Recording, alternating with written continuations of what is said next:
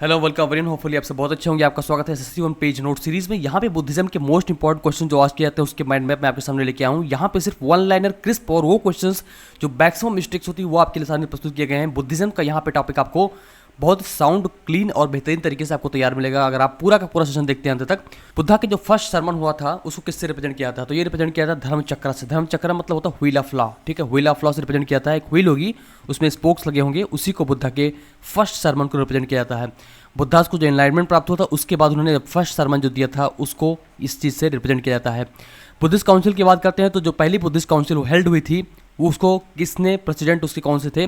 तो वो थे महाकश्यपा। महाकश्यपा इसके प्रेसिडेंट थे। बहुत ही इंपॉर्टेंट है, बुद्धा नहीं थे। ये बहुत सारे क्वेश्चन बार बार लोग गलत करते हैं इसमें।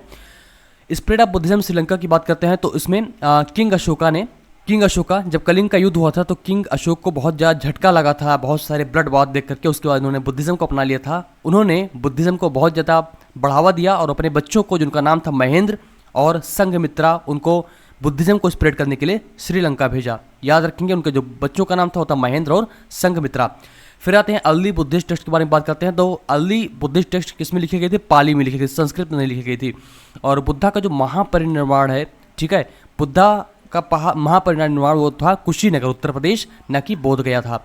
इस चीज़ से कन्फ्यूजन दूर रखेंगे। और 8 फोल्ड पाथ यानी कि 8 ऐसे पॉइंट्स हैं, 8 ऐसे पाथ्स हैं जो बुद्धिज्म के लिए बहुत ही इंपॉर्टेंट है, ठीक है। जो गोल है वो है कि उसको निर्वाणा प्राप्त करना और सफरिंग यानी दुखों को खत्म करना है, सेसेशन ऑफ सफरिंग। तो 8 रास्ते दिए गए हैं।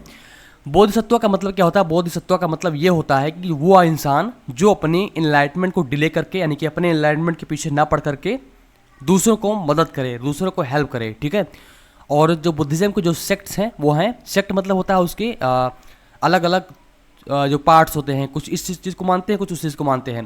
तो एक होती हिनायाना, एक होती महायाना। तो महायाना क्या कहती है कि बोधिसत्व को आइडल माना गया, यानी कि दूसरों को हेल्प करो इनलाइटमेंट प्राप्त करने के लिए, ठीक है। बुद्धा के जो फोस्टर मदर थी उनका नाम था महाप्रजापति गौतमी। ये बुद्धा की फोस्टर मदर थी और ये पहली नन थी, यानी कि इनकी पहली भिक्षुनी भी थी, यानी कि पहली शिक्षक, जो उनकी पहली जो शिष्या जिसको कहते हैं भिक्षुनी कहते हैं, जो रन करती थी उनकी रिलीजियस इस्टेब्लिशमेंट को, उनको फर्स्ट नन भी कहा गया और महाप्रजापति गौतमी थी। त्रिपिटाका का मतलब क्या होता है? पिटाका का मतलब होता है टोकरी, यानी बास्केट होती है। और बुद्धिज्म में 3 पिटाकास दिए गए हैं, विनय पिटाका, सुत्त पिटाका, अभिधम पिटाका। विनय पिटाका जो वहाँ के मॉन्क्स रहते हैं उनके डिसिप्लिन के बारे में बात की गई है, उनके मोरल्स के बारे में बात की गई है। सुत्त पिटाका जो बुद्धा के बारे में बात की गई है, उनके जो आइडियाज़ के बारे में बात की गई है। अभिधम पिटाका क्या होती है? साइकोलॉजी और बहुत सारे चीज़ों को इसमें डिस्कस किया गया है। और हम नेक्स्ट पॉइंट पे आते हैं, फोर्थ बुद्धिस्ट काउंसिल कहाँ हुई थी? तो फोर्थ बुद्धिस्ट काउंसिल जो हमारी हुई थी वो कनिष्का द्वारा की गई थी, कश्मीर में हुई थी। इसको हम जानकर रखेंगे 1st सेंचुरी सी में, ठीक है। Which Indian country developed on school चैनजन? चैनजन किसने डेवलप किया? खुद ही डेवलप किया है, महायाना से इंप्रेस होकर। बुद्धिज्म के 2 पाथ हैं, 2 सेक्ट है, एक महायाना, एक है हिनायाना। तो महायाना से जो प्रभावित होकर चाइना ने खुद ही डेवलप किया, ना कि तिब्बत, ना कि जापान ने। सबसे पहले चाइना ने डेवलप किया, चैन और जन। बुद्धा की फर्स्ट फीमेल डिसिप्लिन को थी तो वो थी अर्हतशिप जिनको प्राप्त हुआ है, वो थी महाप्रजापति गौतमी, यशोधरा नहीं थी, ठीक है। ये जान के रखेंगे, महाप्रजापति गौतमी उनकी फोस्टर मदर थी। फिर इंपॉर्टेंट बातें हम करते हैं यहाँ पे। बुद्धिज्म में जो हॉर्स का सिंबल है वो किस चीज़ को दिखाता है? ठीक है, तो उसमें दिखाता है रिनंसिएशन को, ठीक है, परित्याग, हर चीज़ को त्याग कर देना, सिर्फ और सिर्फ मेडिटेशन और एनलाइटमेंट की तरफ आगे बढ़ना। अभय मुद्रा क्या होती है? अभय मुद्रा होती है फियरलेसनेस की, डर मुक्त मुद्रा होती है। जो हाथ आप देख पा रहे हैं, इसे एक उंगली उंगली करके रोका जाता है, जैसे आशीर्वाद दिया था ना, उसी प्रकार से होता है, उसी को अभय मुद्रा कहते हैं। बुद्ध का जो बर्थ प्लेस कहाँ था? वो लुम्बिनी नेपाल में था, इंडिया में नहीं था। कन्फ्यूजन दूर कर सकते हैं हम लोग यहाँ से। और जो कोर टीनेट ऑफ नॉन सेल्फ, इसका मतलब क्या होता है कि कोर टीनेट इसमें कहा गया था जिसमें जो परमानेंट साउल है उस कॉन्सेप्ट को रिजेक्ट कर दिया, यानी साउल परमानेंट नहीं है, ठीक है। टेक्स्ट जो कंटेन करती है बुद्धा की टीचिंग को, उसको क्या कहते हैं? उसको कहते हैं धम्मपदा, ठीक है। धम्मपदा क्या होती है? जो टेक्स्ट कंटेन करती है बुद्धा की टीचिंग की, वर्सेस के जो बहुत सारे कोट्स थे।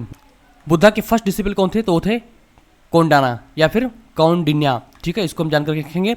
कॉज ऑफ सफरिंग, दुख का कारण क्या है संसार में? तो दुख का कारण है तृष्णा। तृष्णा मतलब होता है क्रेविंग, सिर्फ डिजायर ही नहीं, क्रेविंग है। फॉर एग्जाम्पल, आप कुछ खाना चाह रहे हैं, क्रेविंग है, खाने के बाद आपको ब्लोटिंग महसूस होती है, वो भी दुख ही है।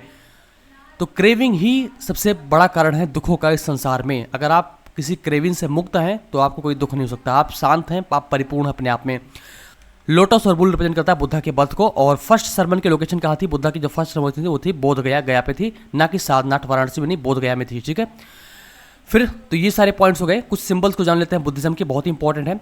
फॉर एग्जांपल हमने यहाँ पे लोटस फ्लावर्स को भी लिख रखा है। सबसे पहले हो गया धर्मा व्हील का मतलब होता है धर्म चक्र, और धर्म चक्र रिप्रेजेंट करती है जो टीचिंग्स ऑफ बुद्धा है उसको रिप्रेजेंट करती है। इसमें साइकिल ऑफ बर्थ, डेथ और रिबर्थ, इन सारी चीज़ों को मेंशन किया गया है। इसमें 8 फोल्ड पाथ है और 4 नोबल ट्रुथ्स हैं। 8 फोल्ड पाथ और 4 नोबल ट्रुथ्स, ये सारी चीज़ें बुद्धिज्म से जुड़ी हुई हैं। लोटस का क्या मतलब होता है? प्योरिटी, इनलाइटमेंट और रीबर्थ ऑफ बुद्धिज्म के बारे में बात की गई है। और बुद्धा के स्टैचू इमेज की बात करते हैं तो बुद्धा स्टैचू क्या होती है? डिफरेंट मुद्रास होती है, जैसे कि हमने अभय मुद्रा की बात की थी, ठीक है। द अभय मुद्रा होती है सिंबलाइजिंग फियरलेसनेस और द मोस्ट कॉमन रिप्रेजेंटेशन है। बोधि ट्री क्या है? बोधि ट्री एक सेक्रेड, एक फिग ट्री होती है जिसमें सिद्धार्थ गौतम ने इनलाइटमेंट प्राप्त किया था, ठीक है। स्तूपा क्या होती है? स्तूपा क्या होती है कि उसमें बुद्धा के रिलिस रखे गए हैं। रिलिस मतलब होता है उनके बॉडी पार्ट्स जो भी बचे हुए हैं, जैसे कि दांत हो गए, ठीक है, या फिर बोन्स हो गए, वो कहीं पे रखे गए हैं, वो स्तूपा में रखे गए हैं, ठीक है। उनकी सेक्रेट एक जगह होती है, या फिर उनके बिलोंगिंग्स जैसे कि बाउल हो गया, इस तरह की चीज़ें रखी गई हैं। ये स्पिरिचुअल मोनूमेंट्स हैं ताकि कमरेट बुद्धा उनकी टीचिंग को सम्मानित किया जाए। ओम सिंबल यहाँ पे मेंशन किया गया है, इसका मतलब होता है अल्टीमेट रियलिटी और कॉन्शियस बुद्धिज्म और हिंदुज्म दोनों में है। मंत्रा प्रेयर की बात करते हैं तो मंत्रा क्या? सेक्रेट फ्रेजेस होते हैं, बहुत ही पवित्र फ्रेजेस होते हैं और साउंड्स होते हैं जो मेडिटेशन और स्पिरिचुअल ग्रोथ को प्रमोट करते हैं। तो होपफुली आपको चीज़ें क्लियर होंगी और बुद्धिज्म के कुछ कॉन्सेप्ट हमने यहाँ पे किए हैं।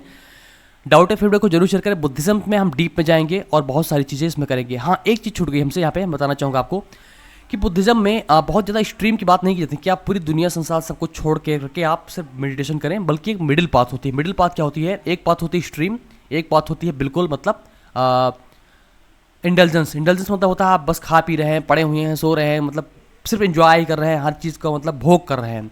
और एक होती है एसेटिज्म। एसेटिज्म का मतलब ये होता है कि पूरी आप हर चीज़ का परित्याग कर दे रहे हैं, सिर्फ बैठे हुए हैं, सिर्फ स्वयं से, बाकी कुछ आपको नहीं है। बुद्धा ने कहा है कि आप इसमें मिडिल पाथ चुनें, ना आप बहुत ज़्यादा इंडल्जेंस में जाएं और ना ही बहुत ज़्यादा एसेटिज्म में जाएं, ठीक है। तो ये चीज़ें बताई गई हैं।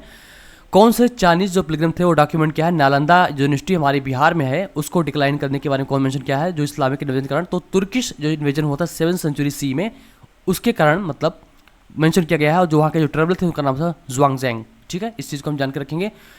तो होपफुली बुद्धिज्म के कॉन्सेप्ट आपको क्लियर होंगे। अभी इसमें हम बहुत सारे डीप में टॉपिक्स ला रहे हैं, लेकिन इससे आपको बहुत सारी चीज़ें आपको क्लियर होंगी।